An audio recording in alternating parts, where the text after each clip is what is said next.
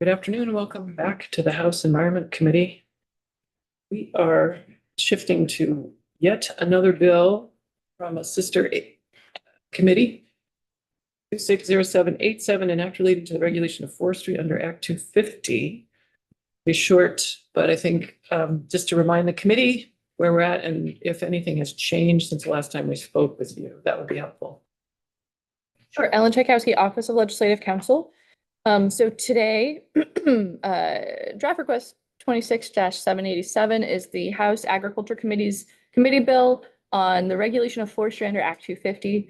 Today's draft is draft 3.2. The changes from the prior draft are highlighted in yellow and they're very minor. And the changes that are in this draft are the result of conversations between the Land Use Review Board and the Agency of Natural Resources, including the main office at the agency as well as the Forest Parks and Rec. And they agreed to this language. And so far, I believe the House Agriculture has also agreed to this language, although they haven't voted it out yet. So some further context to remind you, since 1970, under Act 250, forestry and logging have below 2,500 feet have been exempt from Act 250 regulation. And also farming below 2,500 feet. And those are longstanding exemptions. There was a report required under Act 181 from the Land Use Review Board looking at what changes could possibly be made under Act 250 to further support the industry, because there have been a few amendments in the last few years related to not specifically the forestry industry, but wood products manufacture has come up, as well as sawmills. And so they asked the board to look at the permits that have been issued, permit conditions, and if there were any recommendations from the board on how to improve the process to support the working lands industry. And so recommendations 9 and 10 out of that report are captured in this bill. And the recommendation 10 is very simple, and you've seen it in the prior draft, it's still in this draft, to restore log and pulp concentration yards to their exempt status. They previously were exempt because they are part of a logging operation. They were sort of accidentally added to the definition of wood products manufacturer that made them not exempt. So that was one of their recommendations, was to make them exempt again. That is in this bill. And then the other recommendation was number 9, was to make sure that it was clear that the forestry and logging industry had the same full aspects of exemption that farming has, which has been true, but the language that's in Section 1 and Section 2 goes further to just make it clear that the full extent of this exemption. The other recommendation that the House Agriculture Committee was interested in was recommendation number 1, and that was that there be a guidance/fact sheet produced by the Land Use Review Board explaining all of this simply for the forestry industry, for anyone who may need to get a permit, and what they or may be exempt, and what their options are. And so the Land Use Review Board worked with ANR and they have already done that. And so that is no longer in this bill. They have produced this fact sheet, is already available, explaining some of these specific provisions that are specific to the forestry industry and wood products manufacturers. So not much has changed in the bill from the prior draft, but Section 1 is amending 6001, which is the definition section of Act 250. And the new language is at the top of page 2. And so what has happened here that you can't see on this page is that the prior draft had definitions for forestry and logging. New definition? Yes. And the committee discussed, and I think multiple of us had pointed out, there had not ever been statutory definitions for those terms since Act 250 was enacted in 1970. And so would adding those definitions add clarity or make it more confusing when it's been as part of the practice and they have working definitions already? So those definitions were removed, but one of the pieces they thought were important was this sentence. Forestry, as referenced in subdivision D of the subdivision, does not include conversion of land for non-exempt uses, such as for commercial or industrial purpose constituting development as defined in this chapter. It's a double negative. Yeah. Help me out. Not include conversion of land for non-exempt develop. Forestry doesn't include. Okay, I think I'm getting there. Forestry is exempt under Act 250 below 2,500 feet. And that involves logging, so the cutting of timber on land. If you're just cutting down trees so that you can build something that is going to be requiring an Act 250 permit, that does not make you exempt. If you have a, You mean the building isn't exempt? Is the cutting of the trees still exempt? no, not necessarily. So if it's a forestry operation with a land management plan and different practices, so if you can't use the exemption of forestry or logging as a shield to get your project out of Act 250. If you're also going to be doing construction of a development, that would be, and you have to cut the trees first, that doesn't mean you are exempt from Act 250. I thought they were. It was a clarification the board thought was important. So So I have a question though. So the way this is drafted, just, we have a C above, and then this refers to a D, but is that but D isn't shown. yeah, so D is where the definition of what is not development is. And that is the first place where it is mentioned that forestry below 2,500 feet is exempt. So I guess it could be in here for clarity, but that is where D is where the exemption is. Okay. So then F is this new provision. And so yes, what is also not shown in the asterisk is what is E. E is language that is very close to F, and I will read to you, but specific to farming. And so this is one of the clarifications they wanted to make sure were clear, that there is language in E specific to farming, but it is also true for forestry and logging and forestry. So I'll read that to you now. And this was in the prior draft. The only change is a small change at the end of this paragraph. When development is proposed to occur on a parcel or tract of land that is devoted to logging and forestry, only those portions of the parcel or the tract that support the development shall be subject to regulation under this chapter. Meaning if most of the parcel has logging and forestry on it, but there is going to be construction of a development that would need an Act 250 permit, only those portions of the parcel related to the development are subject to that permit, not the rest of the parcel. Permits issued under this chapter shall not impose conditions on other portions of the parcel or tract of land that do not support the development or necessary mitigation areas, and that restrict or conflict with the acceptable management practices for maintaining the water quality on logging jobs in Vermont, which is the official title of the AMPs for forestry. Those conditions.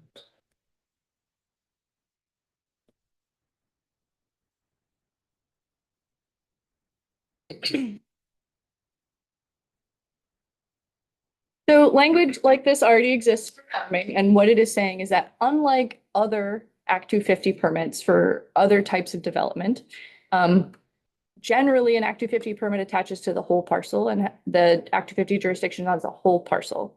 But if there's an exempt use happening, the logging and forestry, and someone is going to also now put a development on that, the permit and the jurisdiction only attaches to that area. And permit conditions cannot attach to the forestry portion of the parcel. Then there is some question of if there is mitigation areas or things that would conflict. So permit conditions cannot conflict with if there's mitigation as part of the development, or they can also conflict with the AMPs as part of the forestry part of the parcel. This has largely been the practice, but again, making it clear because in statute, there's already a similar provision for farming. How many negatives? Shall not impose conditions on, is there a way of saying this in the affirmative? I'm gonna say no. That's negative of you. It's-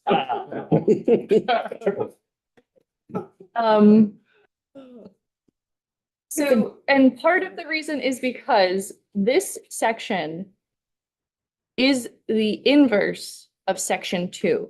And so these two provisions work together for two different types of the same situation.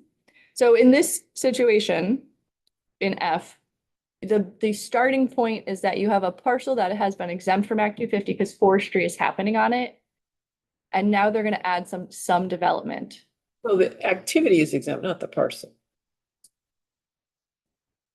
The activity has led so far to the parcel being exempt.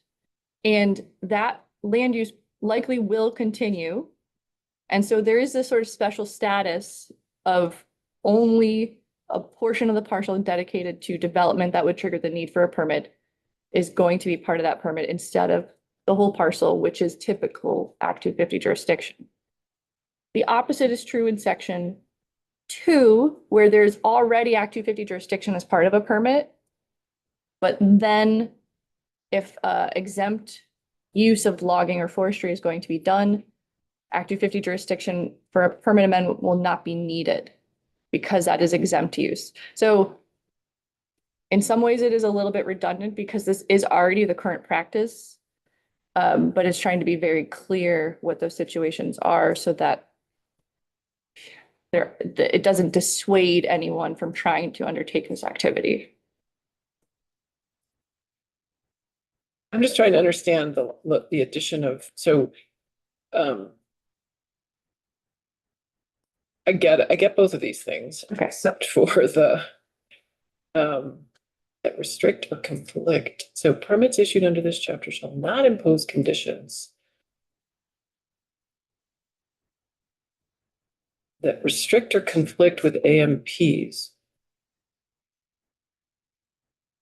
Anywhere on the property or only where the logging is happening?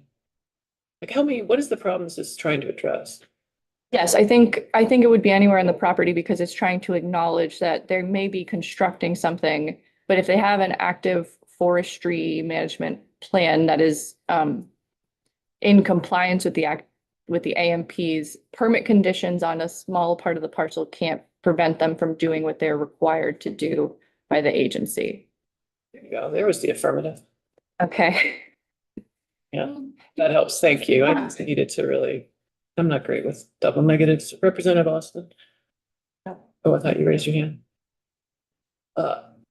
Everybody clear? No, that mud would be managed under the AIM. This one is pretty straightforward. Of the three bills we're looking at, I think I'm totally fine with this the way that it is. Yeah. I just want to make sure everyone understands it before we move on. Yeah, and the only change there is that we put in the official title of the AMPs as opposed to just saying AMPs. It's the full title of that document. They don't change the title. No. Okay. You get that on that's Listen, we make amendments all the time. Happy to amend it. And okay, thank you. Are we ready for Ellen to run away? Need to be somewhere else? not until 2. We may. I want to just check in with members and my own brain on where we left off earlier. The ag discussion. Does anyone have further thoughts? That one. Oh, This Representative. is on the one earlier on the agricultural, the zoning, right? Yeah. Yeah. Right before we left, Representative Chapin made a number of points that I agreed with. Like, I don't couple of, I don't love the tiers. So I would like to see the bill restore the original understanding. I was heartened by the agency and BLCT really seem to want to work together, which I think is good. So, I mean, I think, restoring the original understanding, having a well-designed sort of stakeholder group and report make a lot of sense. So, I mean, that's sort of where I left off. I'd like to see a section that admonishes the Supreme Court, making us confuse this. But I know that's probably not going to get it in there. But yeah, I mean, I'd like to see it go back to the understanding it was, and then have stakeholders work to see what further regulations might be necessary. And I do think like using the tiers just seems weird. Not that they still really are in the creation phase, but it's like using sort of the Act 181 designations to allow municipal zoning. It just doesn't make sense to me. I think if they're specific issues you're trying to solve at the municipal level, you can draft something that takes it away from like the tier system and just addresses those issues head on.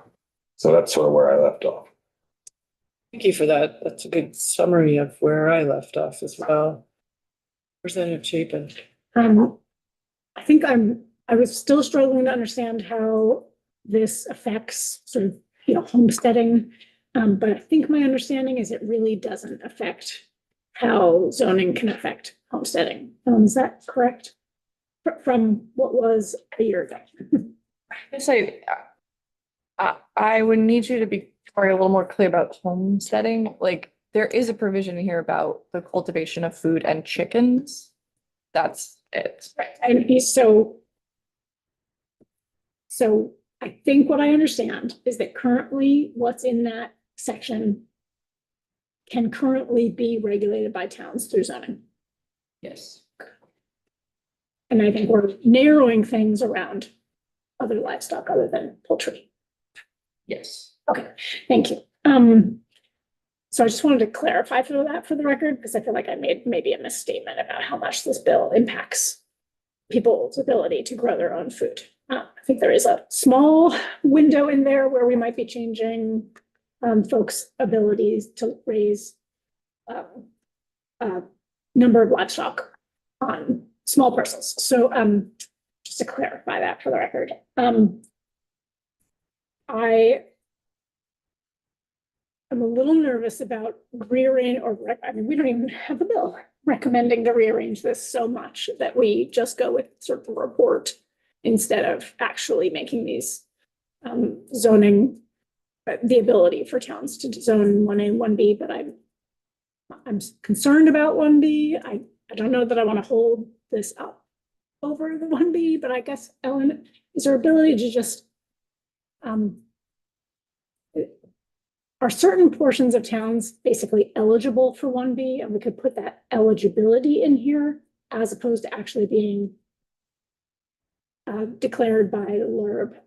Well, that's As a even, 1B. that would be an even broader expansion of municipal regulation of farming. True, right. Right. So, yeah, Is that I'm is that sorry. your motive? No, but that's not my I motive, didn't so think you're so. right, that would probably Do be, want to restrict it to the tier 1B areas. that's what I'm saying. Yeah. So Then let it lie. I don't know, I guess if there could be an easy other way to identify certain really dense areas, then maybe it's density. I don't know, I was wondering that before, if it's, but but I also don't, I just want to clarify, I don't really want to hold this Yeah. bill. well, that's what the league is saying. What is the league say? That it is that. Yeah. But there could be other parts of town that have density. My town has other parts of town that won't be 1A or B that have dense developments in them. And there's gonna be a lot of 1B that's not dense, Well, right? no, I We mean, don't know. it depends on how you measure density, but we do have, there are people pushing for it to be not dense, and I hope we don't go there. But right now it is 50 units on 10 acres, which is not what we're talking about in 1A, but it's also not what some people are advocating for, somewhere in between.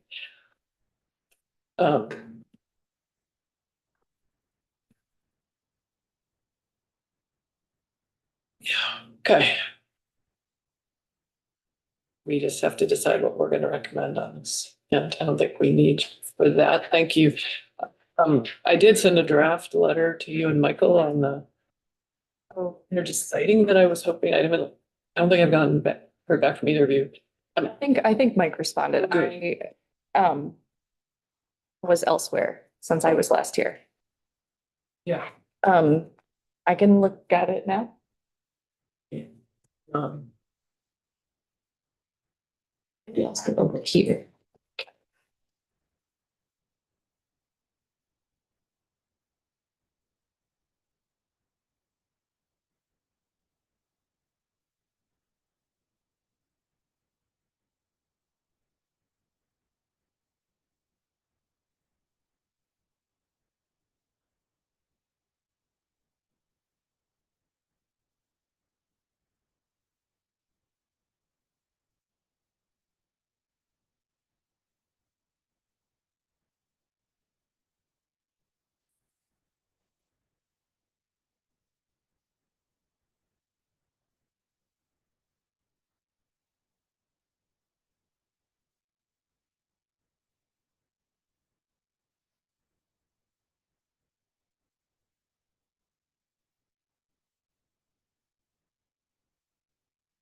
So folks,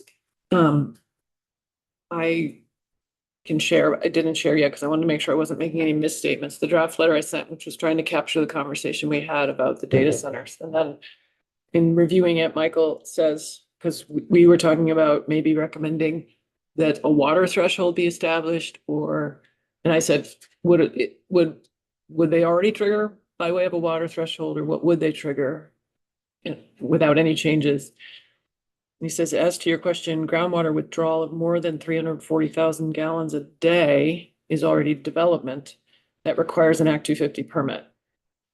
If an existing data center or one less than 20 megawatts was withdrawing that much water, it would require an Act 250 permit. An existing facility was, if they were not withdrawing 340,000 gallons a day, but was withdrawing 57,600 or more gallons per day, it would need a groundwater withdrawal permit. If the existing facility uses surface water, it would likely need a discharge permit and it may require surface water withdrawal permit once that permit's in. So there are some existing triggers to developments that require a lot of water already in place. Summary of that.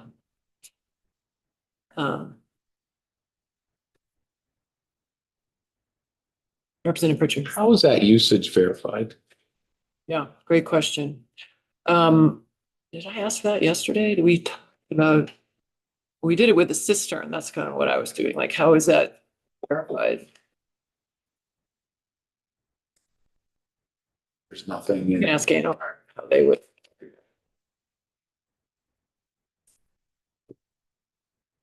They have one system when they need a discharge permit. I don't know the answer to that. I would assume to Ella's point earlier that yes, at some point they're gonna have to. I mean, discharge, if they put it through their own on-site wastewater treatment or the town's wastewater treatment. We know, but if they discharge it back into the body of water they take it from, yes. Right. I mean, still need it, yeah.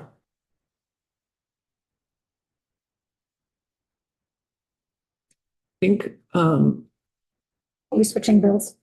We're talking about Davis. so I'm going to give Ellen a second. She's still on, yeah, let's let Ellen read the letter I sent when we can switch bills if you're ready to. What about ANR's requests on the data centers? Oh, that's what Jared's in the room for. Hi. Yeah, I'm Jared Carpenter, Lake Champlain. To join us? Sure. I, John, I think can join us as well via Zoom, if not now, in a little bit. He's much more knowledgeable about the PFAS issues, obviously, than I am. I'm more of a water guy, and even on data centers, this is a learning curve. So specific questions I probably can't answer about, for example, metering of water, about how much is being withdrawn. I'm assuming that you have some sort of meter system or something along those lines, just like you do in your home, especially if you're hooked up to a municipal system. But at any rate, So, for the record, Jared Carpenter, Lake Champlain.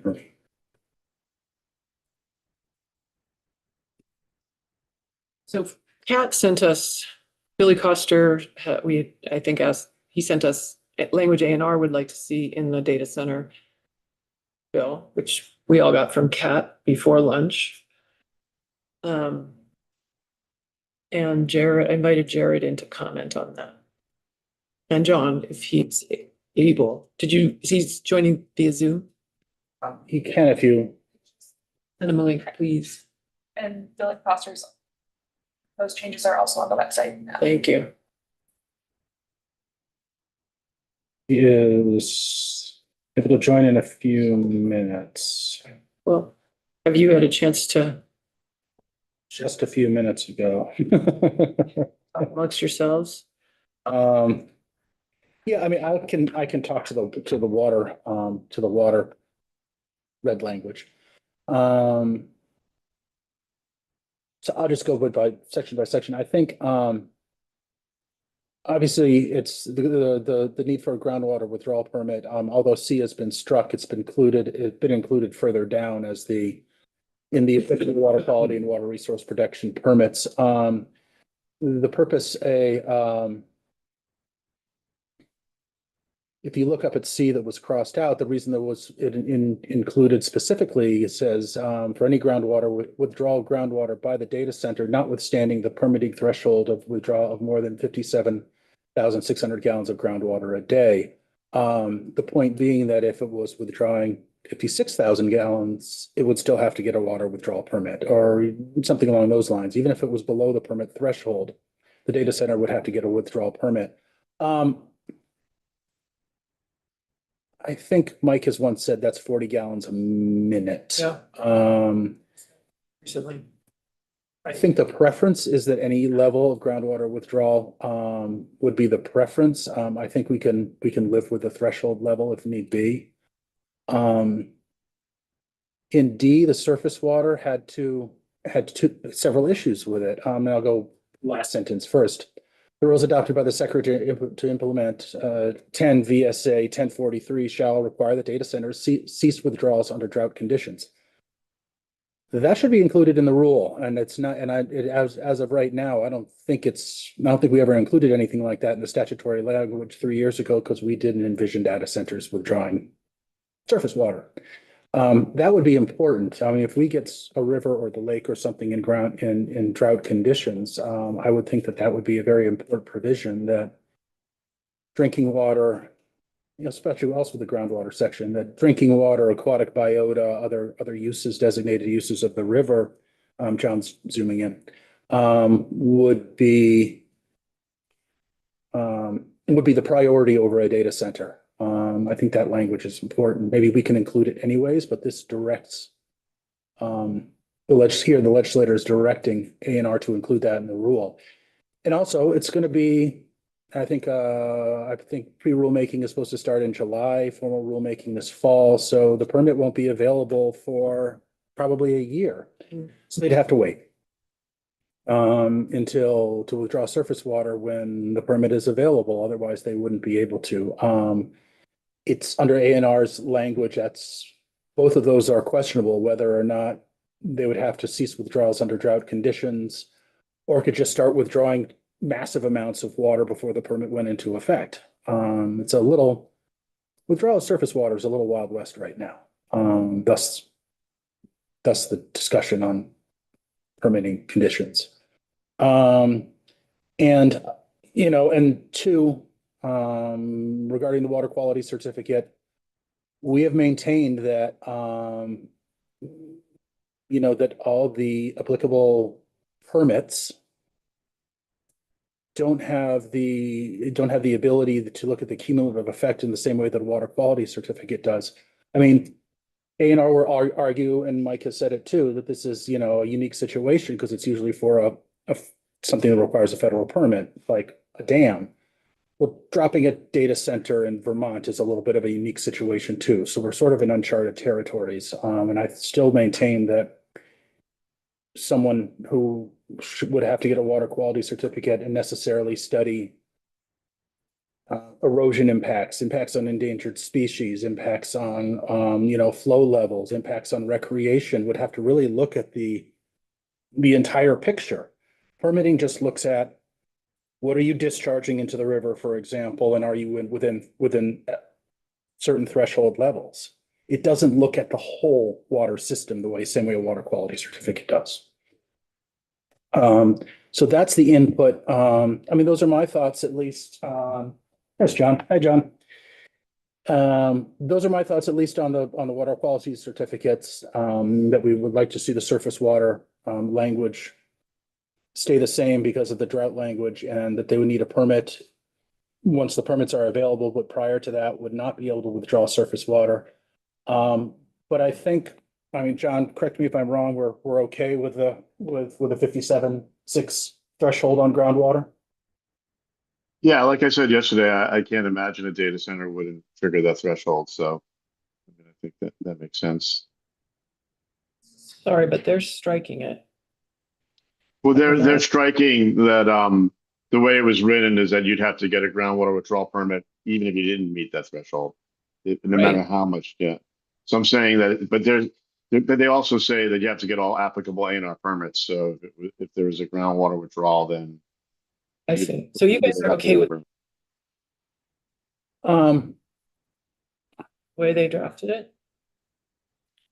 I think so. Yeah, I guess we're okay with what is now 1, you're right, but not okay with the removal of 2. We would like to see that stay in, and then I'm gonna defer to John on D on PFAS. Let's stick with these 2 first. Okay. So you're okay, but then you want to see the drought language remain. I think, as I was saying, I'm fairly certain that we didn't include any language in the initial bill, so it wouldn't be required to be in the rule about ceasing withdrawals during drought conditions. So I think that would be important to have.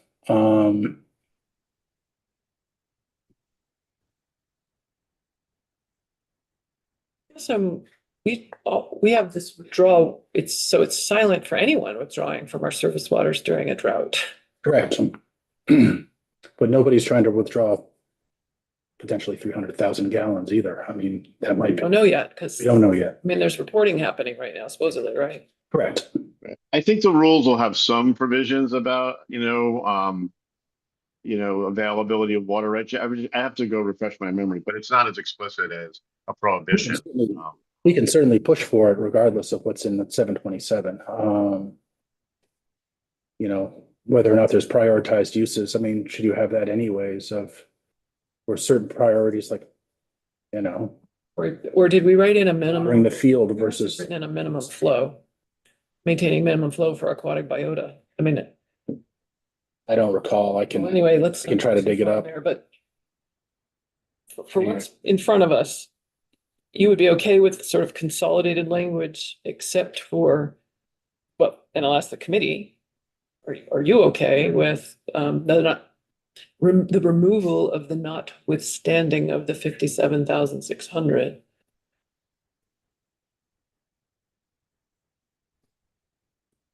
That's a threshold. Fine with the proposed change, just as it's written.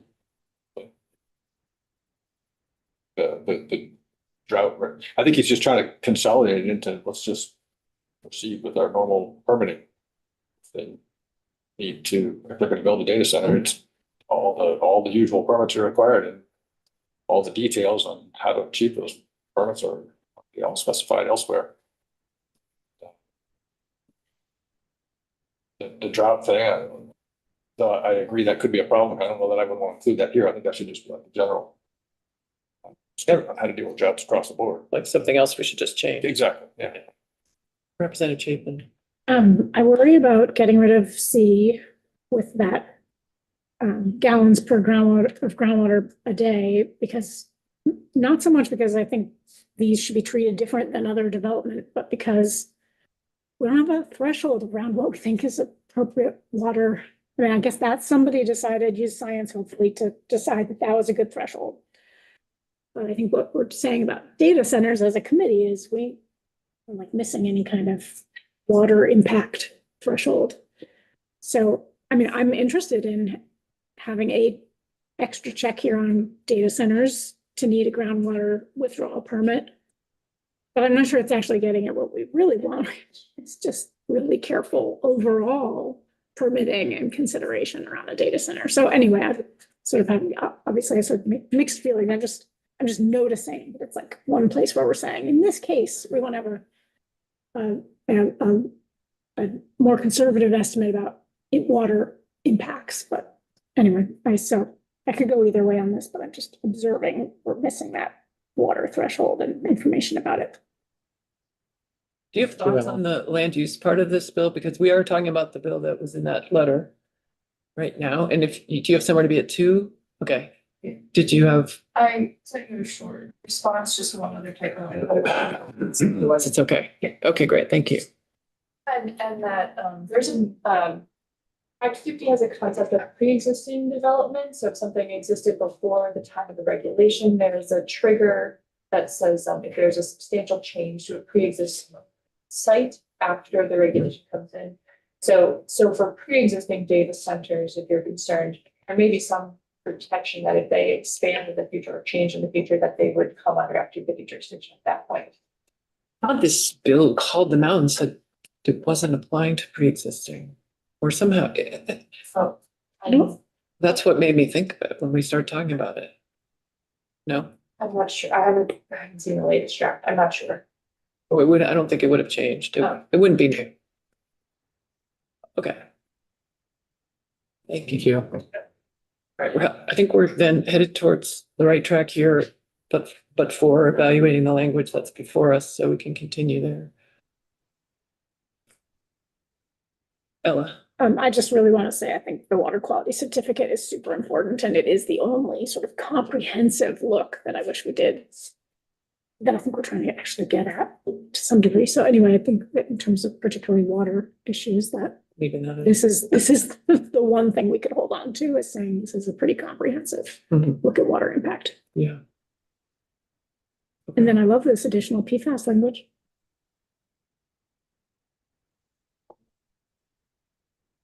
I don't. Pieces. Plan also, I mean, I would keep plan and a prohibition on intentionally adding PFAS.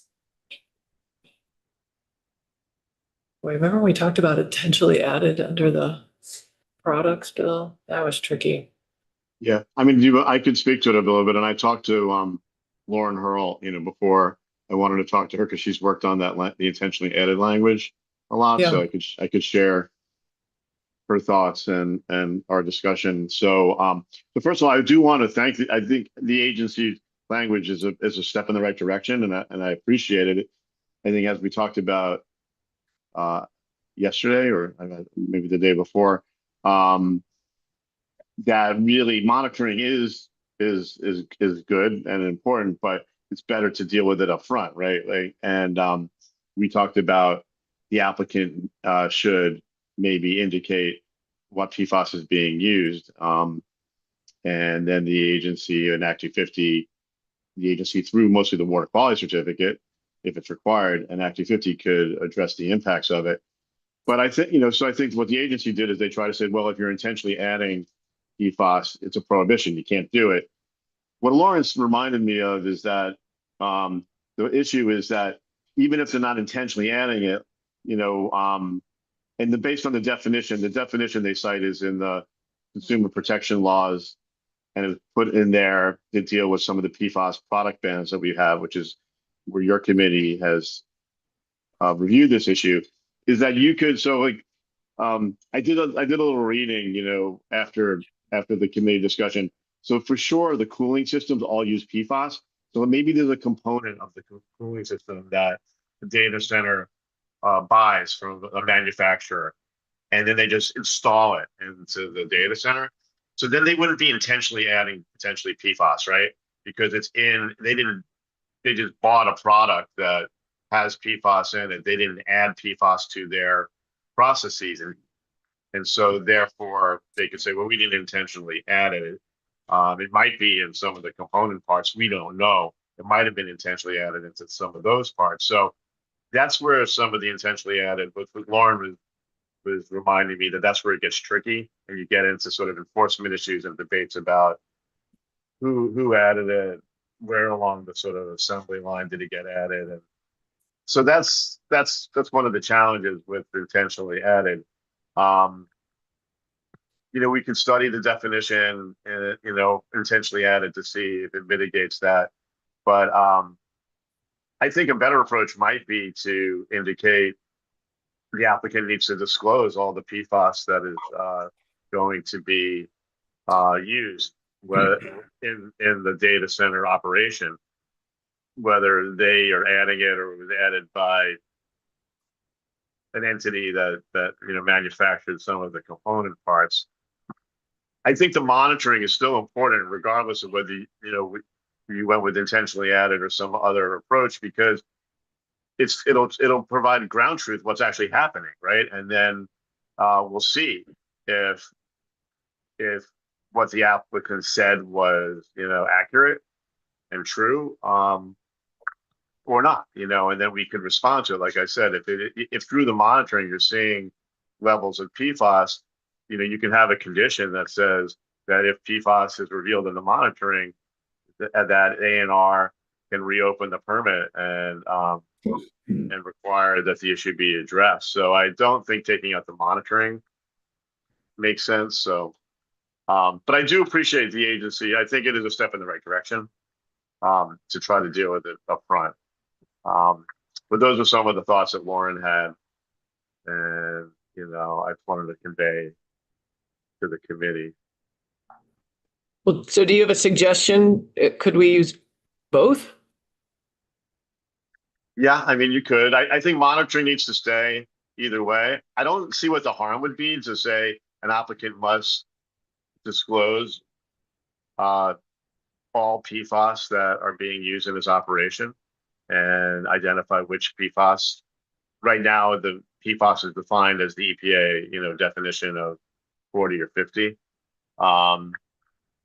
And then the agency could decide how to regulate and to address it. Really, like I said, in the water quality certificate, because we still don't have a water quality, we don't have a discharge standard for those permit, but they could deal with it in the water quality certificate if that remains in. So I don't know, something like that. I can provide some language ideas. That would be very helpful. good. Yeah. Thank you. That would help. I'll do that after the committee discussion on this is completed. All right. Do members have thoughts or questions? Representative Austin I and think Richard. last year when we were talking about PFAS, we were asking about alternatives. Are there any alternatives? I mean, it seems strange to me that we would allow PFAS to be added to our water. It just seems very strange to me that Vermont would permit that. And I just wonder, are there any alternatives to PFAS that could, complete the same function that PFAS is? Yeah, no, it depends on the use. I mean, there certainly are alternatives in most uses. This is, like I said, what I've read, it's like, it's definitely in the cooling system. I'm not an expert in designing cooling systems for data centers. So if they say that there is no alternative, then they're just going to have to deal with being treatment, right? They're going to have to deal with paying for treatment to protect the waters. But there are some good articles if you wanted to, like The Guardian did a couple of good articles about PFAS used in the cooling of the facilities and data centers and the concerns, and a number of environmental groups, including Clean Water Action, which is a national water protection group, has done some analysis on it. So I would hope that there are alternatives for cooling, but this is such a new technology and such an emerging technology. You'd have to have experts in on data centers to really kind of talk about how much PFAS they use, where they use it, in addition to cooling centers and in cooling centers, and what the alternatives may or may not be. Do you know how they treat it? Yeah, I mean, usually the treatment is this process called reverse osmosis treatment, which isn't very effective, but it can be expensive. That's been sort of the debate, on public water supplies is more sensitivity because obviously ratepayers pay, for public water supply, but we do have a drinking water standard. And so if there is PFAS in drinking water, it needs to be treated. And it's mostly with reverse osmosis. I think I would argue that data centers make enough money to afford the reverse osmosis technology and should be able to afford the state of the art treatment if there's no alternative, like you're saying, Representative. I think I like the just prohibited this language that A&R has provided us. Representative Pritchard. Yeah, thanks. Yeah, I answered my question. I'm still hung up on why the PFAS has to be used in this equipment. I guess we don't really know that answer. It just seems that's, if it's not in the equipment, then it's not a worry.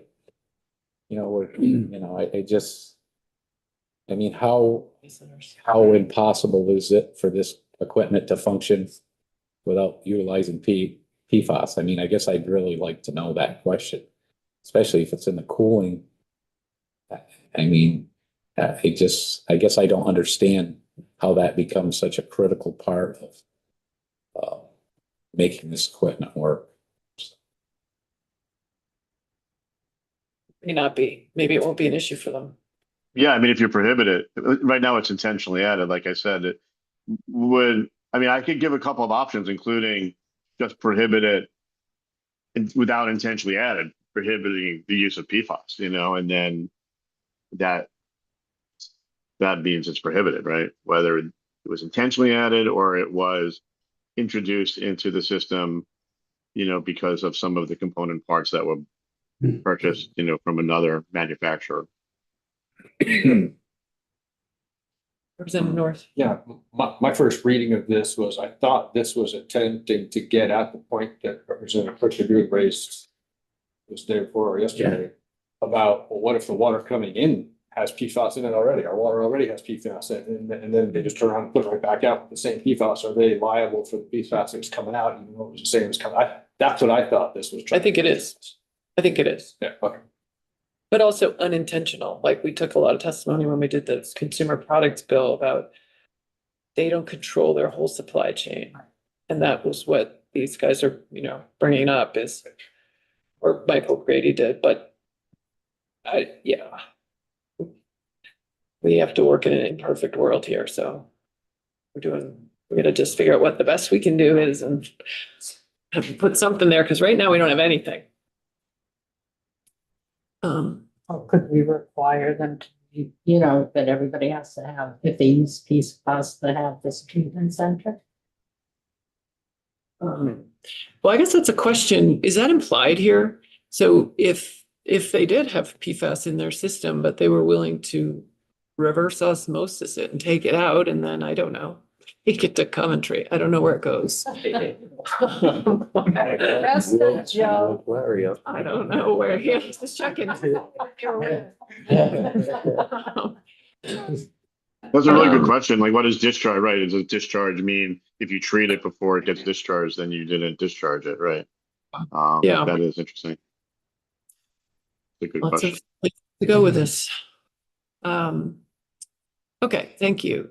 So folks, I want to put a wrap on our recommendations to other committees before the floor. And so I'd like to, it's not us, that's the Senate. Thank you. It'll start ringing right when I say that.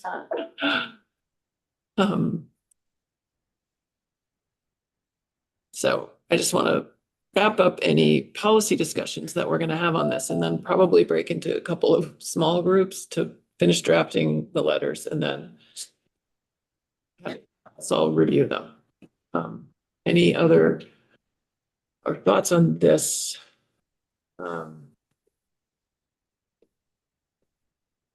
Anyone willing to take a summary? I think we're letting go of C and D that are removed at the top. Going with C1. in its lengthy form, I guess. Mhm, Reinstating the water quality certificate. mhm. And I'm not sure where we just landed on PFAS. I was hoping we'd leave the old language and add the new language. Um, But I couldn't. But tell they if don't go, people the were- problem is right now, they don't go together. Because if it says it's banned, if you're gonna discharge. Yeah. And the other says you need The to other monitor one's- the discharge. Yeah, and then you're monitoring for unintentionally added PFAS. Everything else. Hmm. And you can monitor in and out to identify that. But it does say intend, who intends to discharge wastewater, or intends to discharge wastewater, okay, yeah. Okay, they do go together. Yeah, I think stand- the monitoring is important, like I said, for the reasons that Representative Chapin, to tell you what's happening, right? Yep. It could be what Representative North is saying, that it's just, then it's like, then it raises the question, like, where's this, is it just the cycle? Or is this coming from some other part of your operation that you didn't intentionally add it, but it's in there? And if it's at really high levels, then that would tell you something too, right? You know? So I They think just it's good to know. they become two separate sections then. Yes, yeah, that's what I meant actually. Yeah, okay. Keep them both, but yes, I don't think they're the same section. Does anyone disagree with what Ella just summarized? Okay. Great. Thank you for joining us. Yeah, no, thanks for taking this up. I think we need to go back to ag one. Back to forests. Finish with forest, This was for, sorry, municipal regulation of agriculture, and that one. Okay. Representative Hoyt gave us a good summary from one perspective. And so the question is, do we leave it the way it is drafted now, understanding that it's, and make a statement about the use of the tiers? Or do we recommend removing 1B, leaving 1A? I mean, other options folks can think of. Thank you, Madam Chair. Thank you. Thank you. Yeah, thank you. Thank Hey, Jerry. Did you just include one option being section 1, but then just Definitely section 1, I then a think. study, then a committee that works on what would happen in 1A and or 1B? Oh, section 1 or 1A? But so the first part that corrects the definition, Nope, we're not changing that. we leave that. Just, okay, everyone agrees with that. Then the sort of tiered approach, we should make a decision on. And your options were to just do 1A, leave it 1A and 1B as it is, Or take them out. or take them out and leave some kind of a Enhanced a study. working group. I think Yeah. the study, I appreciate the positive aspect of their study, but I also think we should look at that and make sure it includes something about how, like, what are the issues that municipalities need to regulate or want to regulate? Isn't zoning the best tool for it? Yeah. I feel like I'm not convinced the limited nature of what they're asking for to regulate in the 1As and 1Bs are going to get to the heart of the conflicts that we're having where we are having them.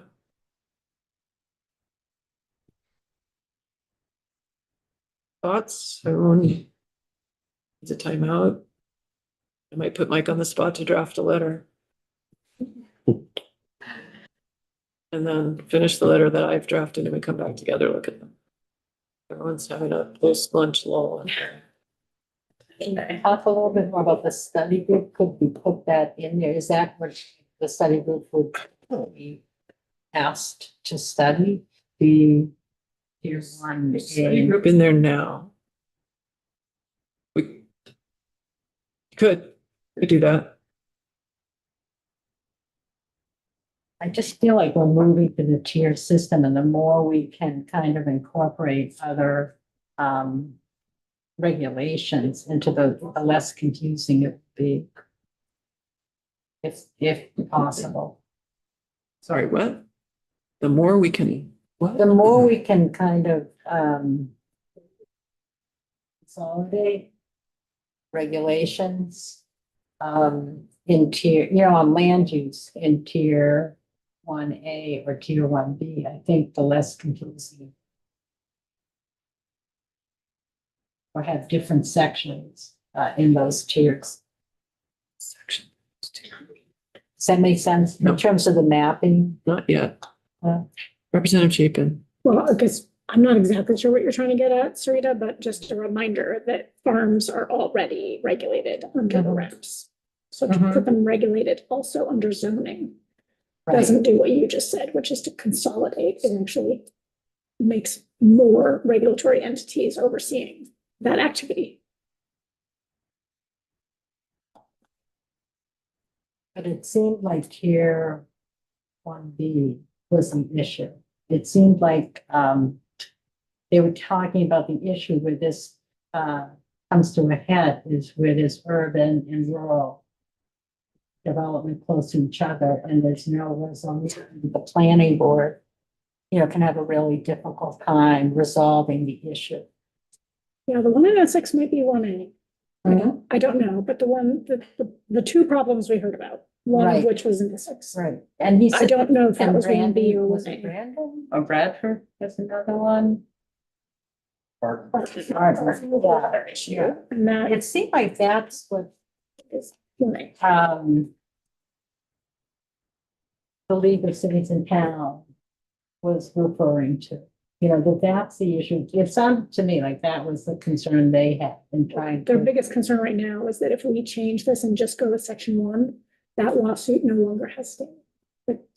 That lawsuit falls apart. That's why they don't want us to just go back to the section 1 without doing section 2. Just because of one conflict that's in the lawsuit right now. That is also that business is regulated under the wraps, and they still haven't been able to deal with Right. that issue. Right. Right, I would Does that then support taking the tiers out? just concerned about making choices in this room that are related to one lawsuit. And Barton is a tier 1B eligible. Eligible, I think he said. They have not yet. Nobody has to yet.